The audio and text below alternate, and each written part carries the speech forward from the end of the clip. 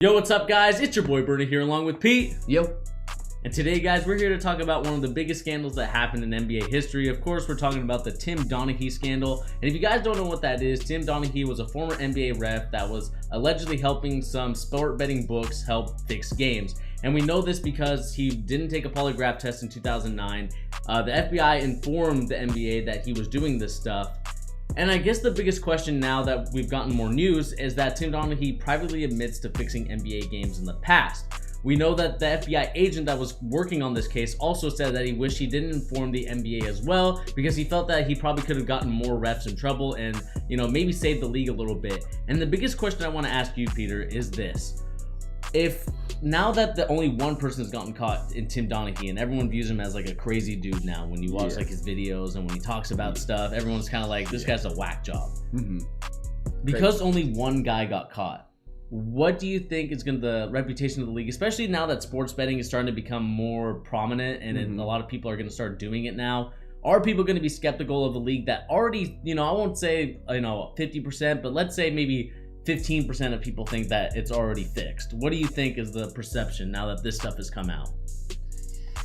I mean, at this point, I don't necessarily think Tim Donaghy really affects anything. Like, I think he's so far removed from the NBA that no right-minded, fan of the NBA cares what he has to say. I guarantee you there's, 30% of fans of the NBA who have no clue who this person is. It's probably more. It's probably more like 60% or something crazy like that. I don't think Tim Donaghy really matters, to be fair. He was obviously a scapegoat in the first place. Even though he was clearly doing it, he wasn't the only one doing it. And they all probably decided, well, Tim is kind of a weird dude. Let's throw him under the bus, and then we're all cool. And he's already the weird guy anyway. He'll get himself in trouble even more. I just think, with the kind of proliferation of gambling within sports, especially the NBA. The NBA is going to be the biggest one other than the NFL, for sure. I think the question is, how do you more so certify referees, I guess is what I'm saying. How do you prove that a referee is on the up and up more so? I just think there's going to be a much more strict process and rigorous upkeep to maintaining your certification as an NBA referee than there ever has been or ever will be, in the upcoming years. I think it's going to be curious because we know that NFL refs some of them are part-time doing this stuff and then they have another job. I'm wondering now if what the league will do is they'll just say, all right, we're just going to make you guys full-time. We're going to see where this takes us. And I think I want to know, the biggest question for me is, now that some of these refs didn't get caught back in 2007, did they kind of influence the new generation of referees to kind of say, all right, this is what you can get away with as a ref and all this other stuff? This is the one thing that I'm going to have to start questioning myself, because this is probably, to me, the biggest black eye or just something that is the biggest mark on the NBA's history. It's just the fact that a referee fixed a game and he privately admitted to doing that. I mean, you could probably see in some games where he called a lot more fouls than he didn't, or let some go. To me, I think what Tim Donaghy sacrificed for the league was just that, he was the only one. He's the crazy dude. And I think that if they would have just, especially since the FBI agent came out and said, if we didn't involve the NBA, I think we could have got more people. I'd be very curious to see who else from that past. Would it be a guy we remember Joey Crawford, the most animated ref ever? I wouldn't be shocked about Joey Crawford. He seems like he would have been the next up to get on the chopping block, basically. I mean, I think what you said, full-time referees is going to be the first big step. But I have explicit trust in Adam Silver at this point as the NBA commissioner. Not only that, but there was just an article about him being courted by the NFL to be their commissioner. And a bunch of multi-billion-dollar companies wanted him to be their CEO, and he said no to all of it. He just wants the NBA.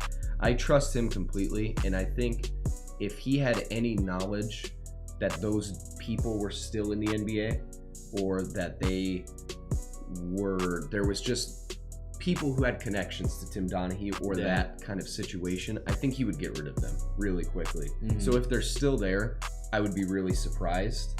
Not only that, but with, much higher pay for NBA referees, which is going to happen because they're going to be full-time employees. Yeah. It'll kind of dissuade people from thinking they need to do this, you know? Yeah, and I guess another question I would ask is, do you think that all employees that are employed by the NBA, maybe even some third-party people, do you think that they should be disallowed from the sports betting that's going to be going on in the league? Because I mean, you might have some obscure betting stuff where it's like, you know, over under 20 fouls in the first half or one game, or something like that, or you know, the team that scores, you know, 20 points from the free throw line in a quarter or first half, like over under that stuff. I think you just have to have really strict boundaries on who it is and who can and can't gamble on it, you know? Like, I would say that, like, any person who has direct contact with players, no, right?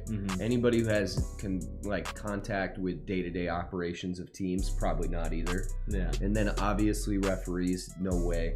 Anybody who has any sway in how the game is played or what happens shouldn't have any say, right? But for the most part, like, if you're like, you know, the assistant to somebody and you have no contact with the players, why not? I mean, it's a really weird boundary. I guess maybe the only way they could do it is just say, if you work in the NBA or right directly within its boundaries, you're not allowed. And if we have any suspicion, we have the right to terminate you immediately, basically. I don't know. I mean, gambling in sports, it's getting there. We're obviously right around the corner now that it's legal. All these leagues are going to have to worry about this, you know? Not just leagues that have an actual black eye like the NBA does, but the NFL is going to go through the same exact thing. I mean, the NFL, I mean, we remember, I mean, no one really remembers this because we're too young, but the World Series where... I mean, baseball has always been... Since like what, like the 1900s? I can't think of Pete Rose, right? Yeah, Pete Rose, and even the White Sox debacle back in the day. I mean, that's like way before our time. Even before my grandparents' time.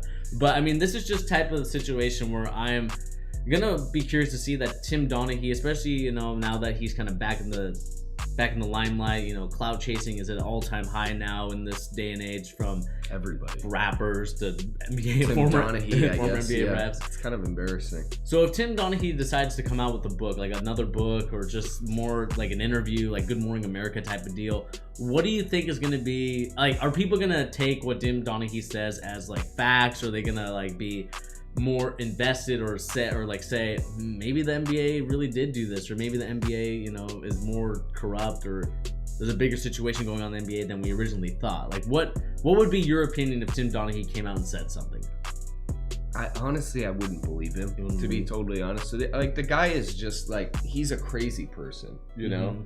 And he's, at this point, you know, somebody has reached full levels of crazy and just clout chasing when they're adamantly coming out admitting to crimes and things that they did in the past, just so they can come back into the conversation. And that's exactly what he's doing. Nobody's talking about Tim Donaghy for anything at this point, except now he's admitting to things he did illegally in the past. Like, I think now that this news is out, he's admitted it. I don't think we're ever going to hear his name again, to be totally honest with you. Yeah, I mean, I think it's crazy because, you know, ESPN, the magazine, ESPN Plus, they kind of put out something on here, and I think they just want to kind of relive the story that's, you know, almost 10 years old now, or it is 10 years old, I should say, because it's 2009 for the polygraph, 2007 when he got caught. So I think this is just ESPN, you know, kind of like the nostalgia thing, like we remember stuff like 10 years ago. I mean, I just think that that's what ESPN is capitalizing on at this moment. At some point too, don't you think it has to do with like an anti-gambling agenda? I mean, I think the people that are for anti-gambling, they'll have a bigger case, or the people that I don't know how to say it, but the people that are against gambling, I think, are going to have this as their proof, or their big talking debate piece if they decide to go to court for it, as this is why we shouldn't allow gambling, is because if we get this type of situation going on, we will have very corrupt refs. We might even have corrupt players like Pete Rose was for the... I mean, the thing is, like, those people are going to perpetuate people like Tim Donaghy, right? That's the people they need to come out so that they can get rid of gambling. But there's not enough Tim Donaghys, and Tim Donaghy is not relevant enough to stop what is the crazy money-making thing that gambling is. Yeah. I mean, he's literally only in the news because gambling is now coming to be legal. Like, no, if sports betting was still illegal and it was nowhere near, nobody's talking about Tim Donaghy. Nobody cares at all. I don't care, you know? And I'll probably gamble on the NBA myself. I don't care. Genuinely. Yeah, I mean, this is just going to be an interesting situation. I guess we want to ask you guys, the fans of the Charge, what do you guys think of this whole Tim Donaghy scandal? Is it something that is a big deal now? Do you guys care about it? Or do you guys say, you know what, it happened in the past, just let it happen, and let's just get sports betting on the way? But anyway, guys, this has been your boy Bernie here on the Charge along with Pete. Remember to hit that subscribe button. Also remember to hit that notification bell if you want to make sure that you don't miss our NBA content. We'll see you guys in the next video. Peace. Peace.